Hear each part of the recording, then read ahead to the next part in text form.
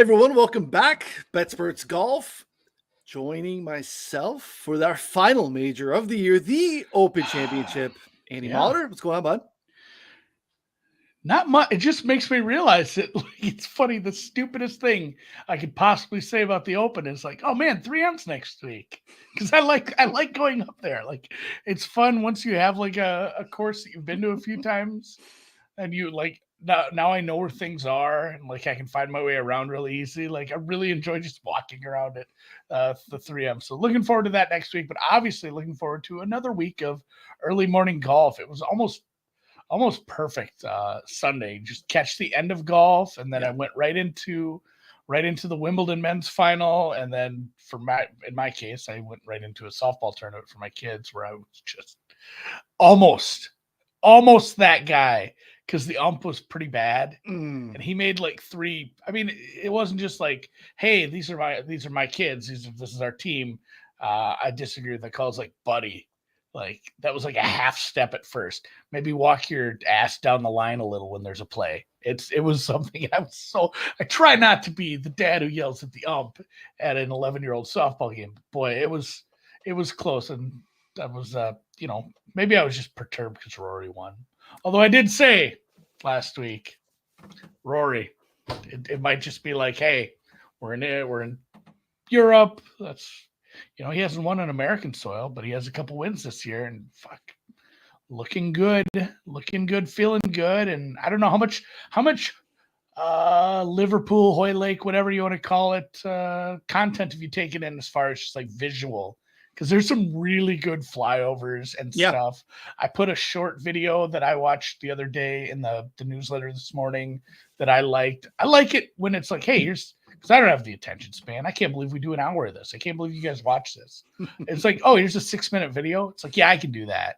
And it's the architect explaining exactly what they did to create the new 17, which, and I've mentioned this to a couple people already.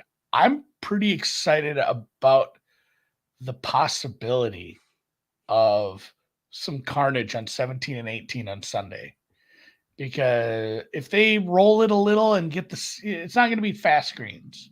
But if they roll it a little and speed it up a little on Sunday, the wind's up, and you have this nasty par 3 followed by the long 18th with the out of bounds markers sitting there like right there, 3 feet off the fringe. Yeah. I don't like what sort of lead is safe.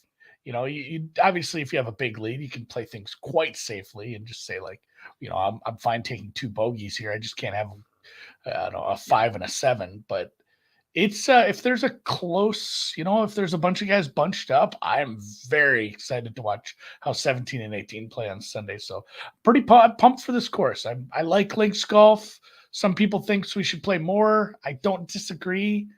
I don't know if I'd want to watch it like 15 weeks a year though.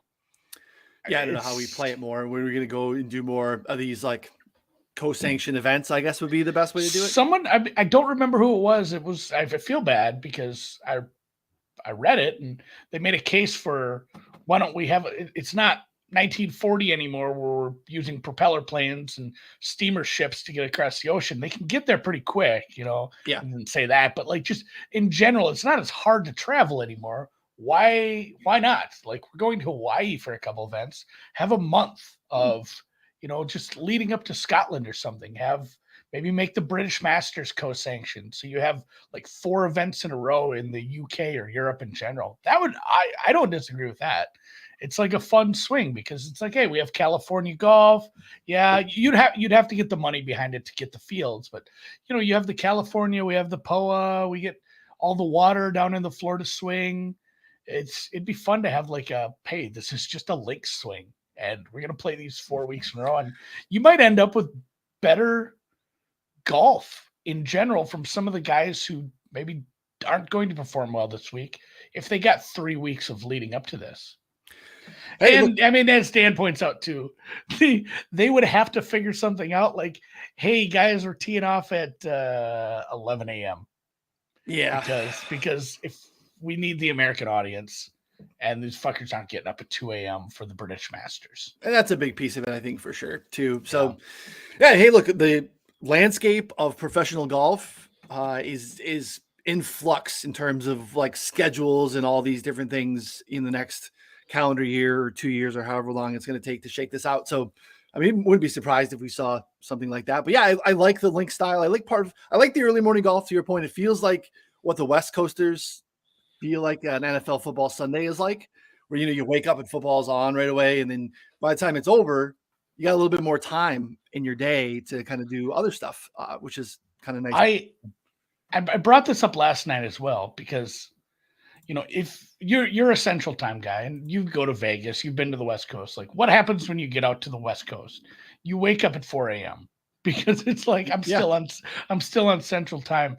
I was thinking about this, and I wish I'd planned ahead a little better, because next year I'm thinking about being on the West Coast for the British, watching it early, getting up early in the morning, watching it, and then getting up in my Lake Tahoe Airbnb and going up to the Barracuda for the afternoon. I brought it up with Drew last night when I was talking. I'm like, I always forget that there's another event, and it's in one of the most scenic places in all of the United States, and it's a shitty Stableford event that nobody cares about.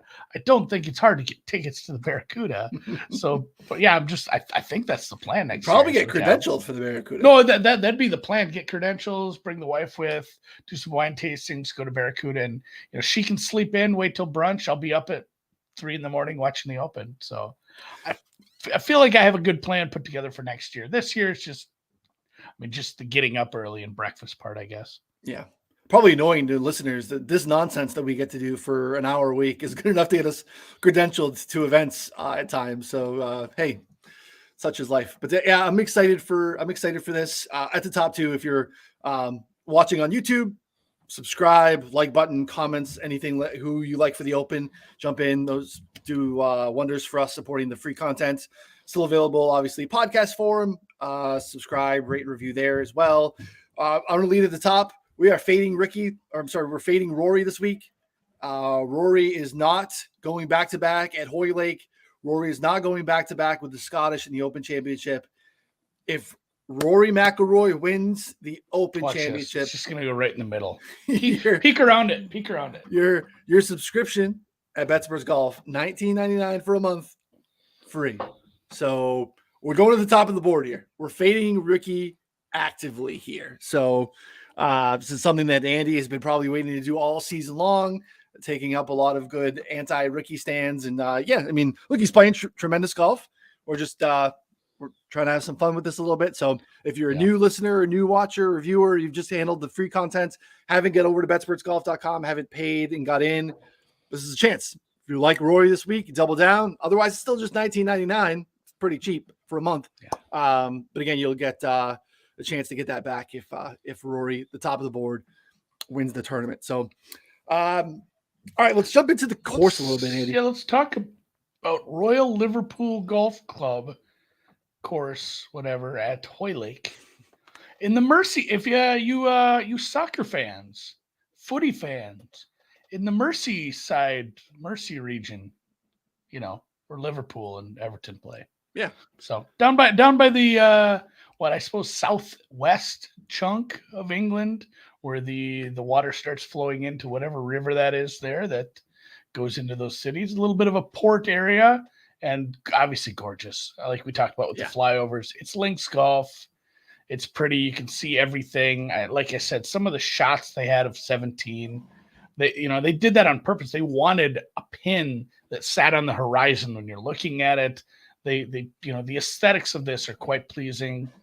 And truthfully, it's not a hard course. It's one of those where if you could play this in a bubble, it's just, hit it straight. The fairways are kind of skinny, and it's going to run out. And as long as you know where the bunkers are, it's not going to be terribly, terribly difficult. What makes it difficult is, the people who don't have experience and will watch their drives run out into pot bunkers or some of those diagonal bunkers, and the wind and weather. If the wind and weather kick up, things can be quite difficult along the coast because, like we said, it's not what's the one with the lighthouse?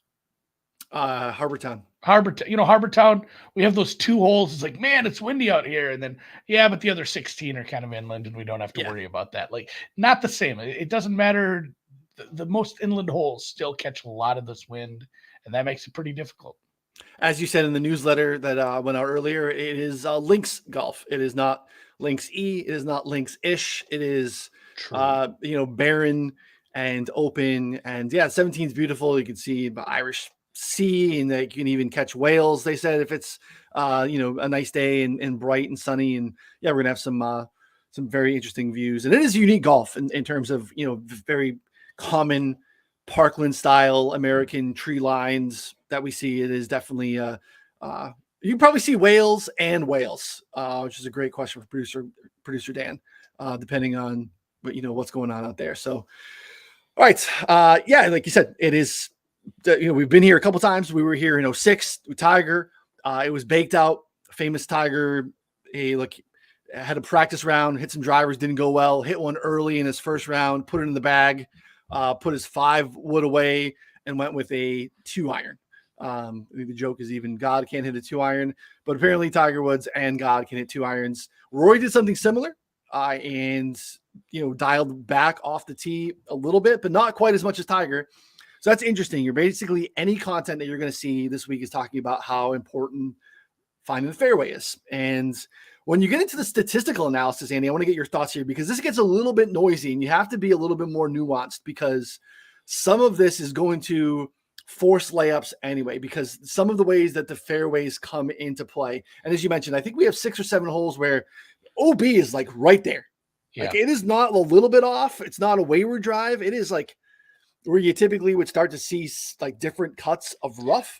We have OB markers right there. So when you get a little bit noisy, when you start to look and try to model accuracy, because where we're at in terms of like statistical analysis, we don't have accuracy in like a clubbing down scenario, right? Yeah. It's just capturing off the tee accuracy. And you're going to have guys taking less than driver a lot. So you can get in a situation where maybe you're penalizing a guy that has bad off the tee accuracy marks when he's probably not hitting driver very much here. Or maybe you're doing the other inverse, where you're inflating someone that is a prominent, fairway finder off the tee, where that guy maybe is at a little bit of a disadvantage, especially if he's not a long hitter this week. Yeah. And I guess off the top, I want just a quick opinion, because there's a lot of people that are super mad about the, inside the tournament, or inside the, why can't it, internal. I couldn't think of the goddamn word. Out of bounds. The internal out of bounds. People are upset. Hey, guess what? These golfers are really, really good. They're talking about rolling the ball back. They're talking like, how can we make the courses longer for these people? We already give them all this relief on TIO, and anytime they're like, Ricky won a tournament because he went into a puddle. We give them plenty. I'm fine with it. Yeah. If you're gonna make it say this is out of bounds, it's not like it's some surprise, like you landed somewhere, but like, oh, that was a surprise out of bounds. We didn't tell you a week in advance. Like, they know what they have to do, and they know on 18 you just can't fucking hook it right, I guess.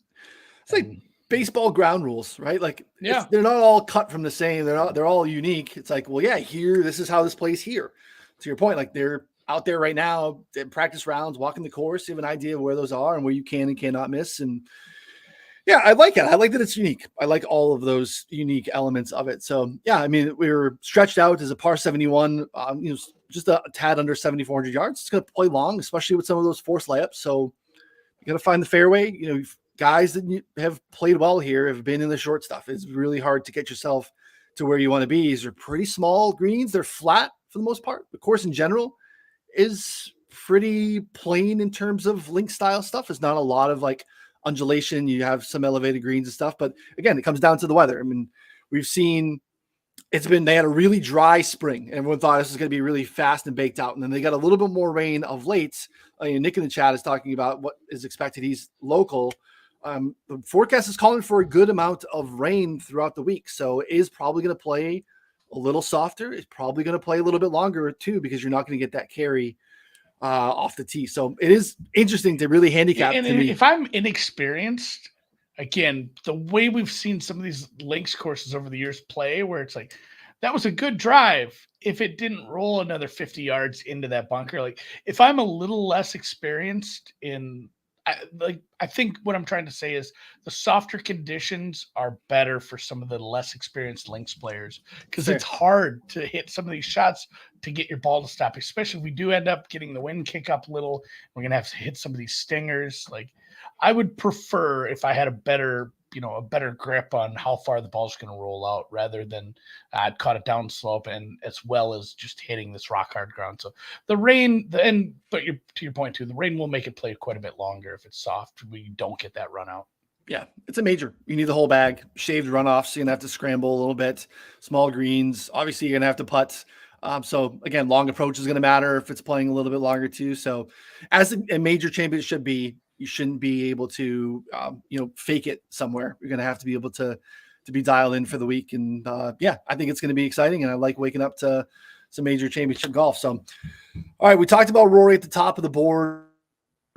Depending on where you are, he is still the favorite, though it is kind of smushed a little bit now. It's kind of a 2-horse race. We've been, a 3-man, a big 3, and then, Brooks has kind of put himself there in terms of where he belongs in major championships. I think that makes sense too. But in terms of the betting board here, it is a big 2 with Scotty and Rory.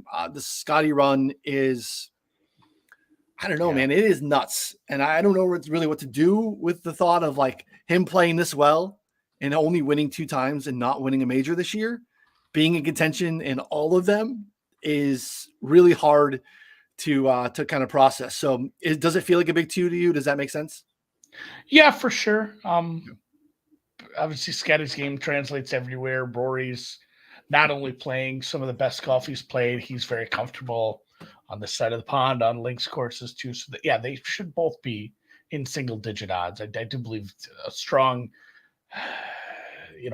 top 2 with, Rahm should be right there as well. It's not as if he's never played these, and he's very good. So I don't mind a little differentiation there, but I don't think the gap should be terribly big heading past those 2. And Scotty, again, to your point, it's one of those God, I saw a great thread or just one of those goddamn engagement tweets where, quote tweet this with your stat that you wouldn't believe. My favorite one was that Harbaugh, quarterback, has more rushing yards than Bo Jackson in his career. I literally went and looked it up. It's because he played for 18 years. Bo famously did not. But this is going to be one of those bar trivia things. It is one of the greatest seasons of golf from a just pure statistical standpoint of, oh my God, every week just in the mix. And it's man, he hasn't won in ever. It's been a while. I mean, it's even been kind of a while since it's we're on Sunday and he can win. He's always just right there. He's just kind of, a half step back somehow. And excuse me, it's not the somehow, it's the putting. Yeah. I mean, pretty clearly, if you look here in this field over the last 3 months, so dating back to basically mid-April, right around the time of Augusta, Scotty is first in approach. He is first tee to green. He's first in total strokes gained, which is remarkable. Third and around the green, which is just, again, top 3 in every strokes gains category, second off the tee. He's 100th in the field in putting. So that's it. He's gained in 2 of the last 3, but it's the timely putts. It's been really frustrating to watch. And I mean, look, I looked last time he's just been nothing but T12s all season long. He's got 7 straight T5s. The last time he finished outside the top 12 was week 7 of last NFL football season. That's a long time. We're almost at football season again. Yeah. He's just been so good. We never see this type of consistency. That's kind of the holy grail of professional golf. And he just can't seem to scoot himself over the edge. I've been on him for all 3 majors. I haven't bet him yet. I'm going to bet him. I don't know if I'm going to bet this right now. MGM has a 750. That's the best in market. We're looking at some 650s and 7s. I don't think I'm going to take a swing pre-tournament. I'm going to wait and dance and see if I can get a little bit of a better live number at some point. But I have a small piece basically right now that would cover my Scotty bets to this point in the major season. But I do not have 300 boost on DK is fine. I think they typically make that a pretty small stake. So that doesn't cover my Scotty this season in majors. So we got to get there. So yeah, he's to me I don't know. I have to get there, but I have not yet. And it's an expensive card for me this week. I think a Well, big I dog's winning. ran I ran like 5 different models this week, and it was like, hey, form, medium to long term form, Scotty, short term form, Scotty, greens and regulation slash dry or approach accuracy, Scotty with a bullet. Overall course fit, and I try to use some unique things that wouldn't be double counted in the stuff I just talked about, and it was still Scotty. Like, unless you weight putting really heavily, which I don't think you should be doing, and in any instances, you can have a hard time keeping out of the top two in any of these lists you're going to make. And a lot of it too, if you go past just the ranked list and actually look at the stats that are driving it, sometimes there's a fairly big gap between 1 and 2, and especially 1 and 5, 6, and there's a big gap, a gulf even with some of the stats he's putting up. So it does feel inevitable he wins, but boy, we've been saying that for 3 months. 100%. Yeah, it's not once it's the players. And it was a long time ago. So, yeah, Rahm has just not been himself. Has been struggling around the green. Putting's been just okay. Typically a great putter. Everything else, tee to green, has been pretty good. A little bit of accuracy issue off the tee. But again, I don't want to weight that too much because I feel like that's, I don't know. I feel like it's more nuanced than that. I think Rahm's going to be able to tee down and, use his distance to play smart and take it as an advantage. So I get why he's where he's at. But I have more interest in some of the other guys that are right around him in that next tier. And that next tier is pretty big. It does involve some of the Euros, the Englishmen that we've talked about of late that aren't winning golf tournaments, but are playing really good golf and are competitive, with Ty Hatton and Tommy Fleetwood. But then you kind of get into this little string of guys like Brooks, Cam Smith, Victor Hovland, Xander, and Cantley, and Ricky has put himself in that tier now with the win in Detroit in terms of guys that are basically sub 30. Have you fired into this tier here? I have one outright. I've only bet one. You made one total bet outright so far. I've made one total bet outright. Okay. There's about 6 other guys. I'm just kind of waiting. It is a week where you will see these odds shift around over the course of the next 2 days. And we already have, yeah. And I think I missed the boat on a certain live player. But, yeah, the only guy I could really get behind so far is Xander. And I hate betting on Xander. And I love the picture Dan used, at least. But, Ron was kind enough to put together those stats with, who's more of a links specialist. And even with, every chart has a purpose. And Ron's was trying to portray who has a bigger delta of their links playing versus their overall non-links. Who's this much better on links compared to their other, just regular golf, if you want to call it that. So Xander wasn't very high on the list, but if you just looked at the strokes gained average on links, he was very high on the list. He just wasn't high on Ron's list because he was also really good on the other courses and it was similar. So you didn't have a big difference. But if you were able to go into a spreadsheet and sort by the other row, Xander would have been well into the top 10 of, just guys over the last 8 years who played at true link stops. He's been good. He's been good on, all kinds of courses, but and I did mention this too in my last point in there. I don't know if he gets lost in the wash a little too because he just hasn't won one. He hasn't been in contention really.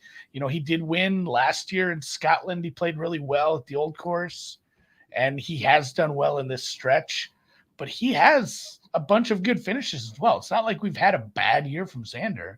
Getting him people got him at 30-1. He's top 10 at both the Masters and the U.S. Open. I think the PGA he was top 20. It's not like he's had these flame outs where he's been just horrible at big events. He can definitely win this tournament with his link experience and just overall experience and his form as a golfer. So 28-1 felt a little long. And I do know some other places, and maybe this was a little bit of a reassurance as well. Chris has him under 20. It doesn't hurt when I find, hey, here's a great number, and then a market-making book like Bet Chris /bookmaker is down at plus 1975. didn't hurt my argument in my head with myself. So that's the only one I've really pulled the trigger on. Brooks, like I said, I miss the 23, 24s. It's pretty much 20 in the market. I'd like your opinion on him as well, but he's another one too, where what's his course fit? Well, it's all the courses. He is just that good. He's competed in the majors. What's his downside? He has to play with Cantlay. Is that it? That's the joke going around right now. But yeah, I mean, honestly, what's the downside with Brooksy here? There isn't downside with Brooksy. We can start there, producer Dan, and I'm living in this area.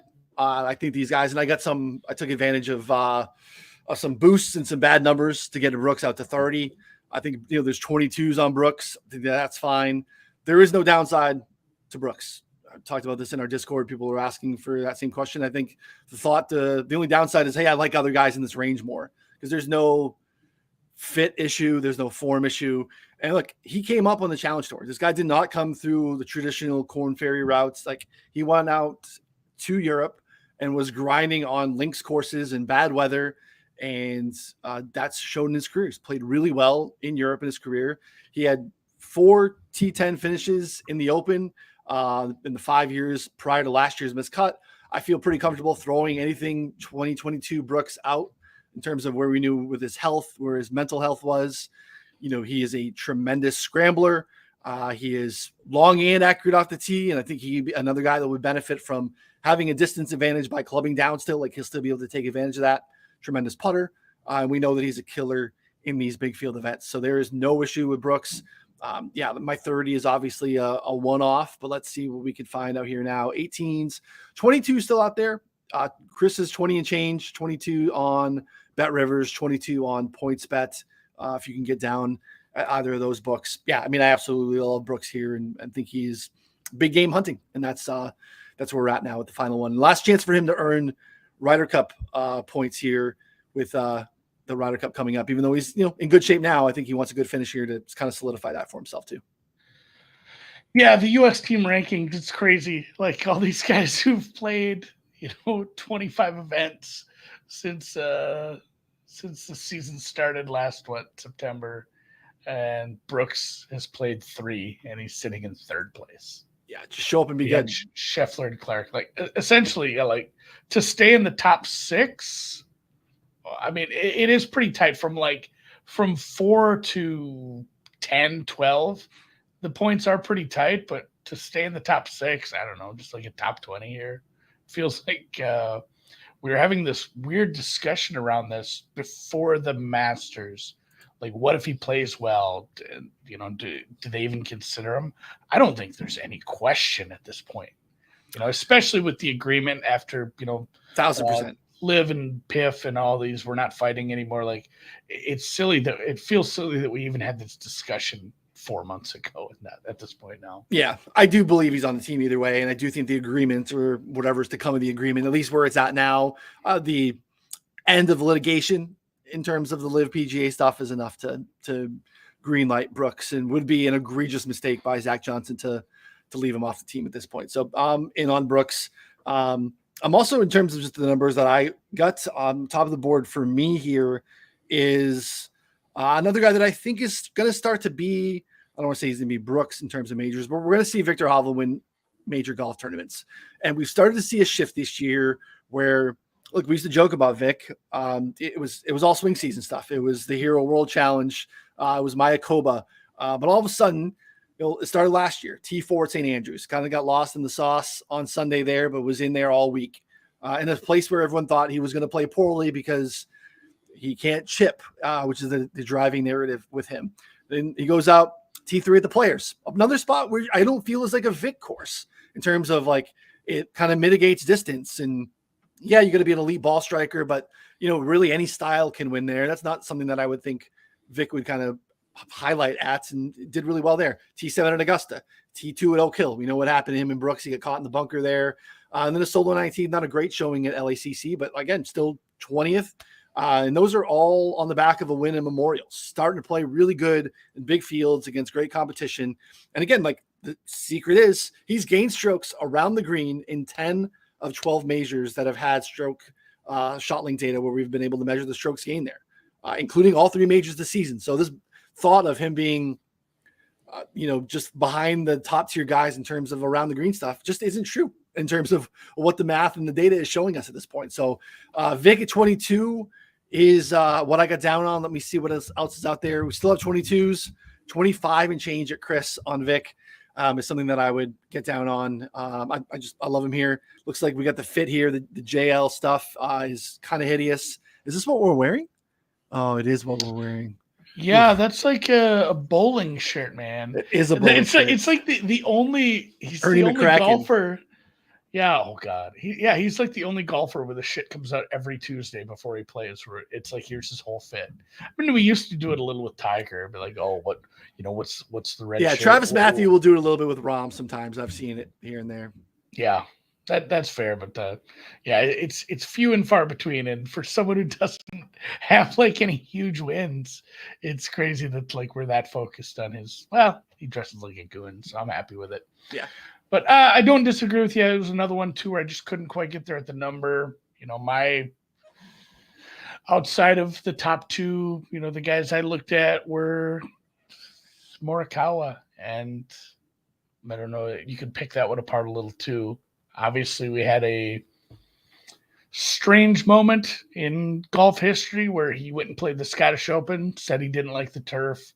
Couldn't figure out how to like loft his balls right, couldn't hit through it, trying to figure it out, and everyone just thought, well, that's not good. And then we got a good number on him, obviously. Like I played him that next week. I'm like, well, we can't downgrade him that far. The irons are still good, so it worked out for him. I don't know, given the current form, we'll see. I have him pretty high as well. Some of it is just still the iron play and the fit to this course. His form is still top 15 the way I rank things.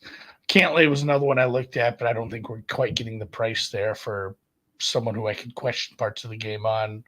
Rahm, same thing, the price. If I had to play one of the top 3, though, I would probably play Rahm given the price. And I mentioned it off the top, I get that there's a difference between the top 2 and Rahm, but it shouldn't be that big. Like $14.50 on Jon Rahm feels a little disrespectful.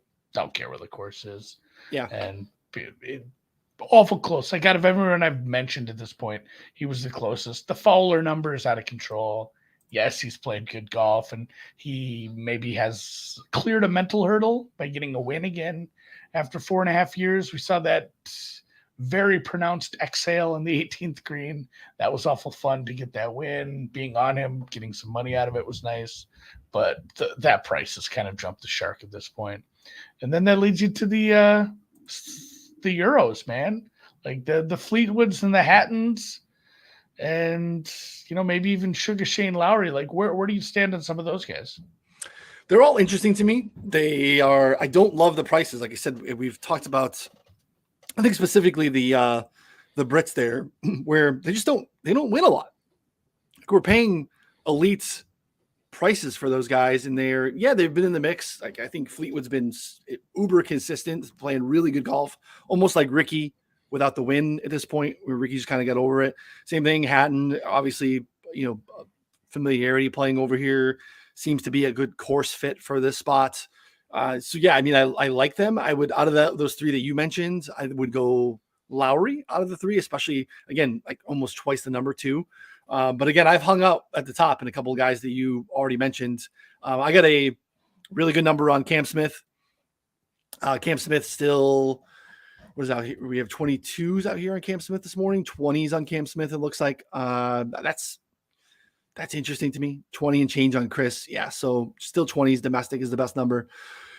Look, I mean, we talk about some of the stuff you need here, strokes gain, magic beans. Like he has it in spades. He has the creativity that I think you need to be a links winner. This is obviously a very different course in terms of how it's going to play. Like you could take driver and go wayward off the tee at St. Andrews. You're not going to be able to do that here. But I think because Cam's going to be forced to maybe lay up and play a little bit of a different style, I like that fit for him here. And look, we saw he just didn't play golf heading into the Masters. He did that the year before. He won the Players and then took a ton of time off heading into the Masters, went down to Australia, hung out with his family, didn't play a ton. Now he was doing it with some of that live money, just kind of got himself and got his game in shape. And now since then, 79s or better in the past 8 starts. Since the Masters, he's won twice. He's been in the mix. He's playing really good golf. And 27 for Cam, I think, is just was too big. So love that price on him. And I still would be interested in a 20. And then I get the case for, he's going to be, dinged in some people's modeling for the accuracy piece. And I try to make that point at the top where I think that's somewhat more nuanced than that here. So Cam is on the board, but then I'm going to pivot and go the other way. I'm on Morikawa as well. I really like what I heard from Morikawa in the presser post Detroit, where he was talking about, he felt like he found something that week. And again, he obviously lost in the playoff to Ricky. 35 on Morikawa, and those are still out there. And he talked about how, I didn't like Scotland, so I'm going to go over, but I'm just not going to play the Scottish. I'm going to play some other more link style golf. So yeah, he didn't play in the Scottish, but he's been playing golf. He's been over there with his girl over to Wimbledon and took in all that stuff. And I think, again, yes, the accuracy is part of it. So maybe he can hit driver more than some of these other guys, but the approaches are still elite. And don't look now, he's gained strokes putting in 4 consecutive events. And that was, I think, some of the confidence that we saw spilling out of him post Detroit of I think I found something with my swing and I feel pretty comfortable in the greens. And that was a spot where it's hey, can Colin really compete in a spot where you're going to have to get into the mid-20s? And he did. That wouldn't be a spot that I would have thought Colin would be on our card. Maybe a spot where scoring's a little bit tighter, accuracy, irons, all those things are going to matter. No, he was able to make a ton of birdies and go low because par 5 scoring, birdies are going to matter here too. So yeah, it's a short card for me. I'm at the top of the board because I think a big dog's winning this event. So Colin at 35 is one of my longer plays. All right, I'm in. I wanted it. I needed some talking. And you're not a Colin guy. That's not your thing. I honestly, I'm not sure I've bet him since he won that. Maybe. Well, it's been good. He hasn't won since. Yeah, when you bet someone and they win, usually you play them a little after. Obviously you get a weird stretch after the Open with some shitty events into the playoffs. I'll have to go check what I've used him for, but I'm gonna use a move where I don't like to pull this one out of the bag too often because I don't like to use this book at all. But there's never mind, it adjusted. I was looking at something wrong. I thought I found a 40. Now I'm not even going to mention the shitty book. So I'm going to try to find the best price, but 30, 35, something like that. I'm in. You got me. Yeah. So Morikawa did pop in some of the numbers. And then obviously the form number I'm using is lower, like I said, but that takes into account a large chunk of long-term form. And when you needle down and you look at a guy who has been improving, like we've seen, and he's making the comments like that and saying all the right things, it's fine. So the tough part too is he was in the mix. Remember Memorial where Victor won? There was a bunch of guys in the mix heading into Sunday, and Colin was in that mix, and he woke up and withdrew with a little bit of a back issue. Wasn't a problem. T14 at the U.S. Open, but man, he was dialed in. His irons that week, he's gaining over 2 strokes per round on approach that week. Was gaining strokes putting that week. Was playing really, really, really good golf, and that really doesn't count for the most part in terms of his recent stats. Those 3 rounds get tossed because he withdrew. So, yeah, I mean that would probably help bump up his form a little bit more even because before that it wasn't really good. PGA it was okay. T26. But missed the cut in Wells Fargo, really wasn't much of a player at the Travelers. So he's had some not great showings of late. But again, last time out, T2 playoff, went and played some good links golf, I'm sure. And I think he's ready for this event. So yeah, I like the number at 35 quite a bit. So I'm not sure I'm finding anything better than 3150. I'm a little miffed now because I really thought I saw 40. And now I'm going to be pissy that I'm not going to get it. 30, just 30 everywhere offshore. I might have to. Where's the 35? Drive to goddamn Iowa? Yeah.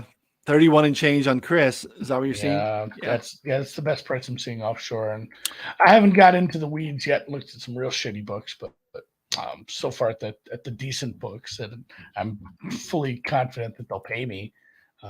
So far, 31 is the best. So yeah, I'll be in. I just have to do a little price shopping. I like your Xander play I could see. I get like to me like Xander and their best buddies. Xander and Cantley are like the same dude. Like there's nothing that you're going to run that's going to show you that they're a bad play, that they're in bad form, that they are a bad fits. Like they are both so steady and maybe a little bit boring and not sexy, and that sometimes probably drives the number. People aren't excited to click Xander. People aren't excited. No one loves cheering for watching Patrick Cantley play golf, but man, they're very steady. So I get the appeal of those guys as well. It's just part of it too is when you're just this close and splitting hairs. Sometimes I like guys that I can make a case for. I also like watching and playing, and that sometimes is that simple as well. I also got on Ricky. I got on Ricky. What'd you get for a price though? Because 56. That's what matters here. 56. Yeah. This is acceptable. I just shit talked Ricky 5 minutes I agree. ago. No interest in Ricky at 20. So I want to put it here. It's because he's been beaten up. Even at Chris, 29.50, borderline. 56, I'm fine with. Yeah. So I got the 56 pre him hoisting this Rocket Mortgage, knowing that people are going to start to dig in. He came in second at Hoy Lake last time. If he wins this and gets over it, that's going to shrink massively, and that's what happened. But look, he's been really consistent. If you look at how he's played this year, it's no surprise. He kind of deserves to be in the 30 range. I agree with you. 20 is too short, but over the past 6 months, top 20 in approach, tee to green, around the green, and putting, is kind of like your knockoff Scotty Scheffler in terms of finishing positions. So throwing some really low rounds at the Travelers, low rounds at the U.S. Open. He's been in contention. So, no interest in the 20, but 56. Again, just for transparency, I'm putting it up there, but obviously knowing full well that no one can get on that number, and I apologize. I opened DraftKings just to see, and I accidentally opened because normally I just use it as DFS. So it opened the DFS site.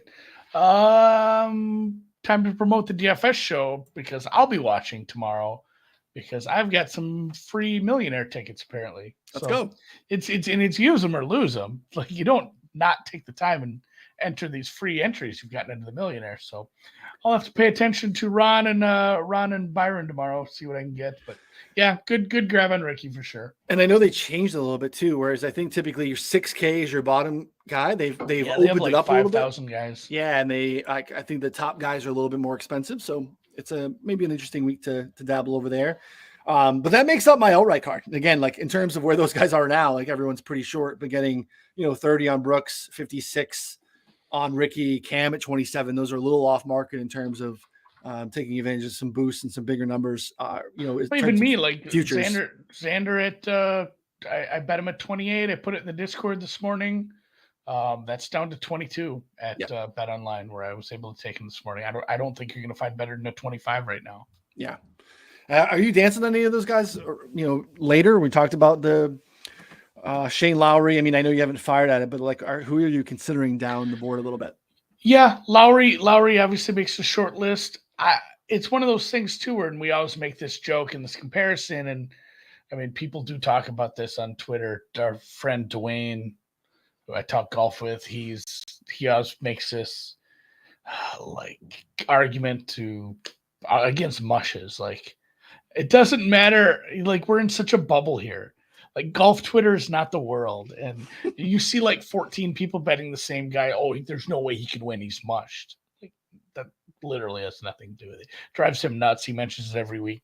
Same thing around guys, like we always say this. We'd rather you finish second last week. Right, because we can't bet you to win twice in a row. Like, what's wrong with Wyndham Clark's game here? Nothing. I love it.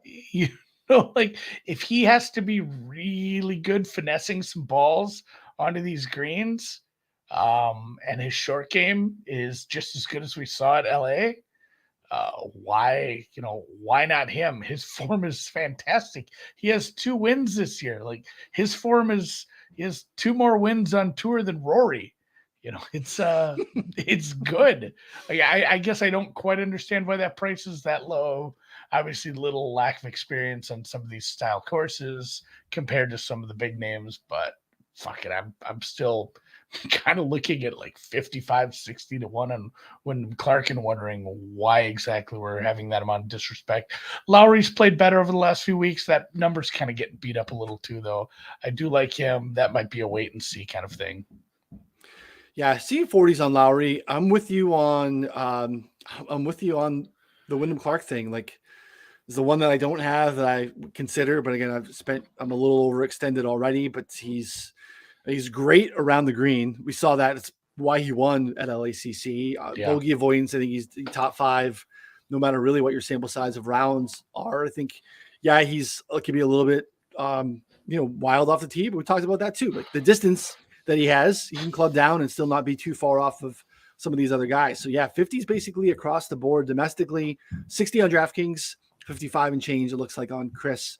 Yeah, he's a pretty good number. Like you said, he's perfect. He's a perfect club down opportunity because you're not losing a lot of distance with the club speed he has, and if he can gain the accuracy, if everybody's clubbing down, I want the guys with the high club speed who gain accuracy and still have an advantage, and I want the guys who are good around the green and bogey avoidance. And we didn't really talk about it, but I think.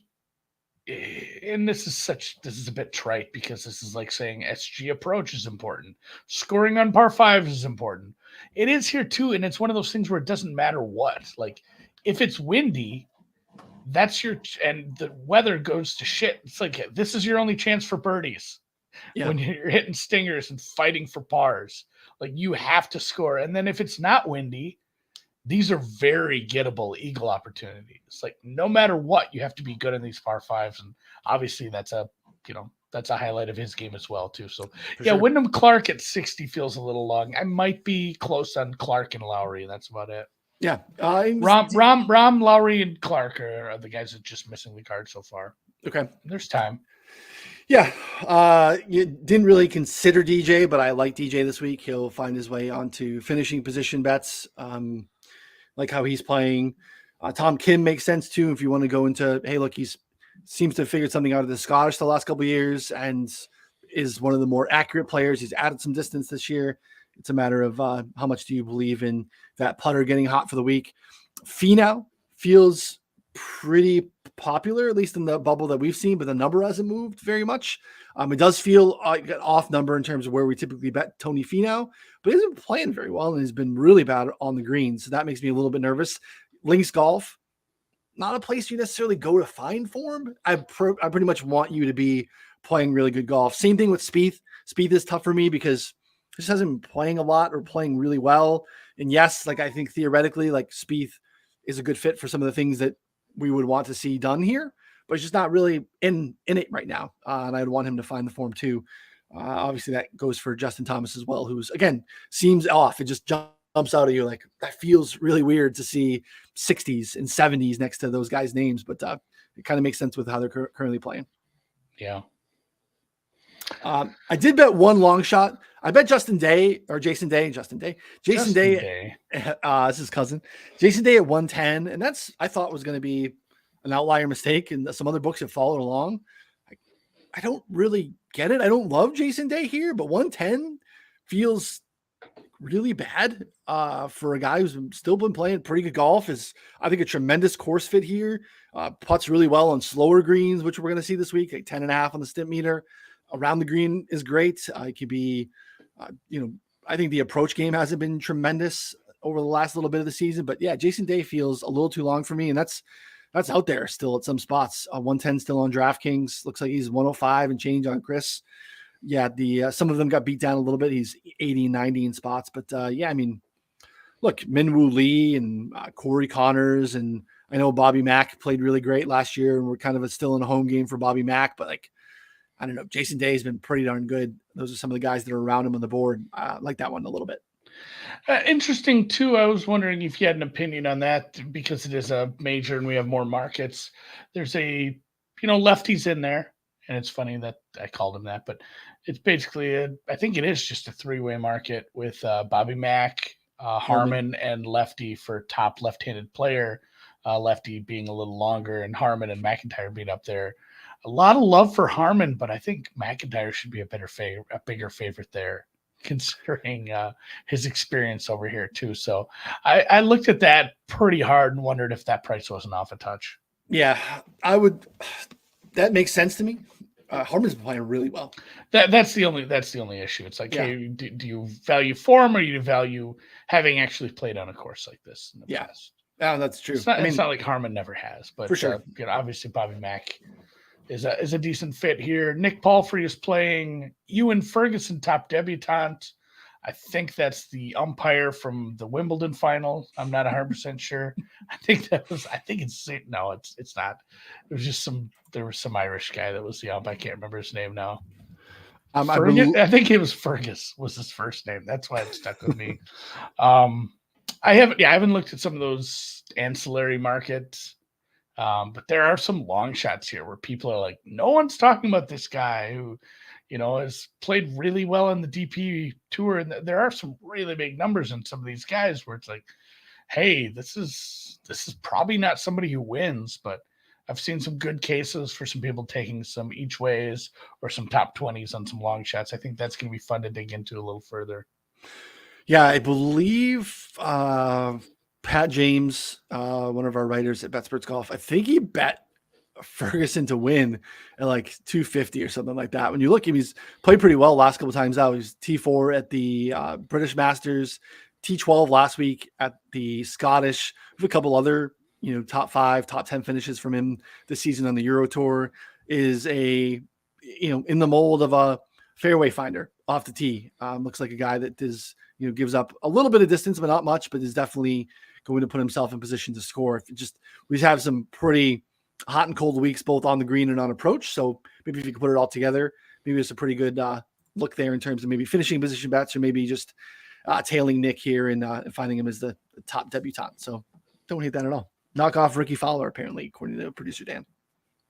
Does he like flat brimmed hats? I don't know. Wears all purple on Sunday or something? I don't know. I like the Jason Day shout. I'm going to look in some of these deep looks, but yeah, that's about it for the Open. And I have this queued up for maybe this gets us in trouble with the copyright people, Dan, but Barracuda. I'm not going to wait for him to actually say it. I think if you play less than 5 seconds, you can't get in trouble with copyright. So sorry, Nancy. Sorry, Ann. But yeah, Did you have any looks in Reno Tahoe? Because it's kind of like a lot of the guys from the Barbasol, are obviously there. And I don't know. Have you ever tried looking at what's advantageous to stable? Like, it's so much more advantageous to be able to find yourself with just a shitload of scoring opportunities because the birdies are more, obviously birdies are more beneficial. Bogeys are even more penal. And you can't have an absolute blow up hole at a certain point. They just say that's enough, and that's the most amount of points you can lose on a hole. So I kind of looked at Akshay, even though he hasn't putted ever well. he can have some of these just like I'm gonna have 13 birdie putts this week, and he's not terribly long. So I don't know if anybody has any hot takes on the Barracuda modified Stableford Reno Tahoe Open formerly. I looked at Akshay, I looked at Ches Reavie, and that's about as far as I've gotten with that.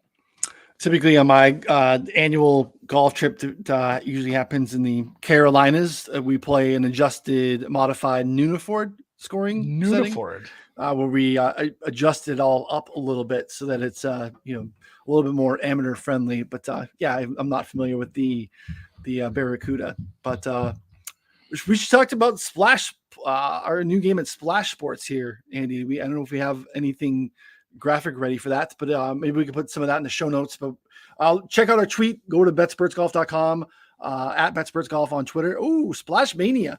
It will be. There will be a link in the show notes. Love it. It's a tiers contest. We're gonna run this for the Open. If there's enough folks that want to keep doing it, I'll do it every week. Obviously, maybe not a 200 entry pot for 3M. Maybe we'll run some smaller contests. We can even do some real small contests for bigger stakes if that's something. We have total control of running any kind of contest you guys want. If somebody wants, like, hey, I want to see, there's a bunch of us that want like a 10-person $100 contest or something like that. We'll put it together. But for now, Yeah, a $10 200 entry pot. Winner gets $900. It is just pick 6 golfers from tiers. Birdies are a point, bogeys are minus a point. If you miss the cut, I don't remember what they give you for the missed round. I think you get a few points for not playing at all, which maybe you shouldn't get anything for that. I have to look at the scoring on that, but it's a pretty easy scoring system. Just kind of look for your favorite guys in some of these tiers. Obviously, you don't have to be too unique because it is only a 200 entry tournament. You don't have to get super weird like you're trying to beat the Millie Maker here, but definitely if you want to help support the brand, this is a sponsor of ours. I'm not asking you to go in here and do 100 entries. If you just want to get signed up with them, put in $20 and do an entry or two, that would be great. Like I said, the link will be in the show notes of the podcast as well as in the YouTube description, and it's just going to be on our Twitter too. If you don't want to deal with any of that, just go to betspurtsgolf.com or betspurtsgolf on Twitter and find that there as well. Yeah, our friends from Run the Pool, they've spawned off and have this cool new game that we'll probably start to see a lot of. And the tiers format is easy. You're not in there with the big dogs in the DFS space that are 150 max, game theorying your pants off and stealing all your money. This is a little bit more, I think, approachable for casual people. It's a fun another way to sweat the Open Championship. And yeah, $900 to the top, not bad. Not going against a ton of people. It's just these two bozos and some of our friends. So not gonna be that bad. You can beat us. I got entered. So yeah, please, again, it helps support the brand. If you enjoy this is something you can do for $10, help support one of our sponsors.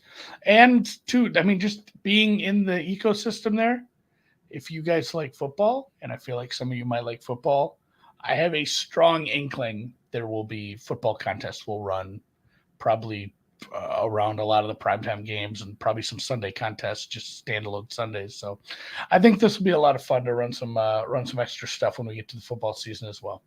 Love it. Check that out. Again, for some free content up on the site of BetSports Golf right now. Ron's preview came out just before we got going here. Detailed betting card from me will be up there for you as well. Again, $19.99 for a month. Gets you in the Discord, gets you access to all the tools, lets you build out your models, all the stuff that you want on the site. And again, you can get that returned to you if Ricky or Rory goes ahead and wins this event. Rory wins, you get your money back. Look at him. He got Thanos too. If you look at it, it's like after he won his major like 900 years ago, it just snapped away. We put that back up real quick. That's a telltale sign of someone that actually really doesn't throw the ball very well. When they do that like turn of the wrist thing, where it's like it's a dad that really probably didn't play much sports or anything like that. That's he just played golf. Scotland doesn't have a great youth baseball. Scotland.